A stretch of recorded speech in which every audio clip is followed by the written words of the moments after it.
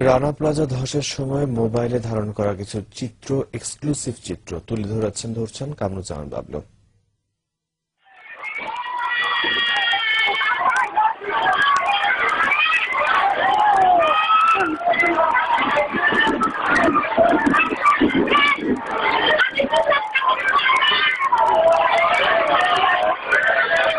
এভাবেই ভবন ধসের মুহূর্তে পুরো এলাকা ধুলোবালি আর ধোঁয়ায় আচ্ছন্ন হয়ে যায়।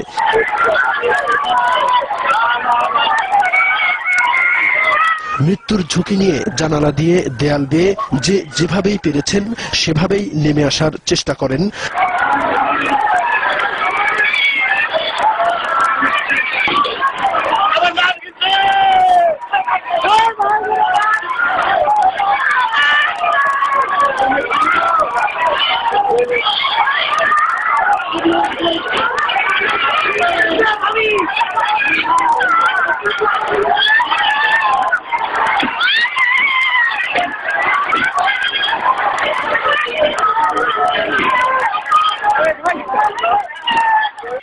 তবে সেই সংখ্যা মাত্র কয়েকশো।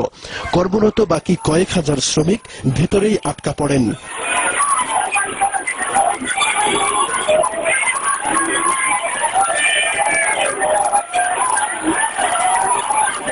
ঘটনার আগের দিন ভবনে ফাটল দেখার পরও গার্মেন্টস কর্মীদের জোর করে কাজে আনা এবং 9 তলা ভবনের 5টি ফ্লোরেই ভারী জেনারেটর চালুর পরপরই ধসে পড়ে পুরো ভবনটি।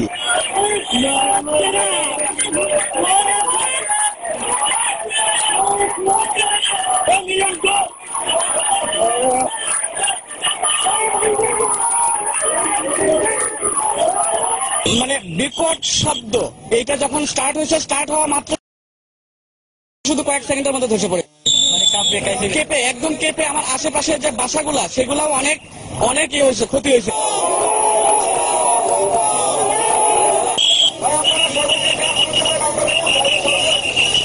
এমন দুর্ঘটনা যেন দেশবাসীকে আর দেখতে না হয়।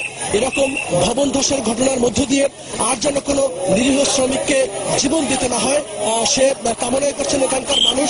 যে কোনো ত্রুটিকে যেন সর্বোচ্চ গুরুত্বের সাথে দেখা হয় এবং যতগুলো গার্মেন্টস ইন্ডাস্ট্রি বাংলাদেশে এই মুহূর্তে আছে সবগুলোর ব্যাপারে যেন সরকার এখনই পদক্ষেপ নেয়, কোনো কারিগরি ত্রুটি আছে কিনা।